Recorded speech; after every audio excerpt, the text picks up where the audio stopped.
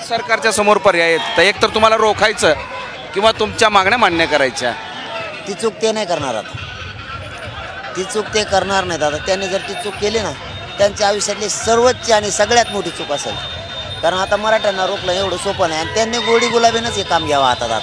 त्यांनी ते तेवढंच काम करावं आता की प्रेमानं हे आंदोलन जिंकावं. दादागिरीची भाषा केली काठ्या कुठ्याची अंतरवालीसारखी. हे आंदोलन राज्यातलं रस्ताच नाही असा की तिथं मराठा नाही म्हणून, आणि मुंबईत बी रस्ताच नाही असा की तिथं मराठी नाहीत म्हणून. त्यांच्या हातानं त्यांचं आयुष्य त्यांनी खराब करू नये राजकीय.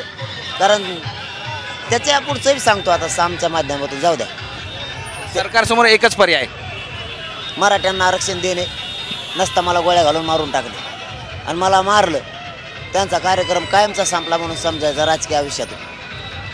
वर्षानुवर्ष शब्द लिहून ठेवा म्हणा सरकारला, वर्षानुवर्ष या राज्यातलं आंदोलनच बंद होणार नाही. वर्षानुवर्ष लगातार सुरू राहणार 24 घंटे.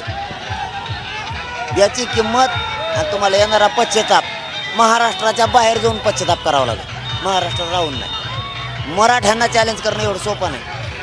त्यांच्या डोक्यातली हवाच निघा नाही की मराठी असेल, मराठी झाले एक, तुम्ही झोपेतच येत आणखी एक झाली एका तर्फे आले बी एका बाजूला ती. म्हणून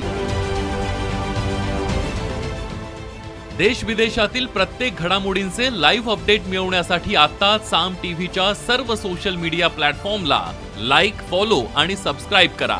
तसंच सर्व नोटिफिकेशनसाठी बेल आयकॉन प्रेस करायला विसरू नका.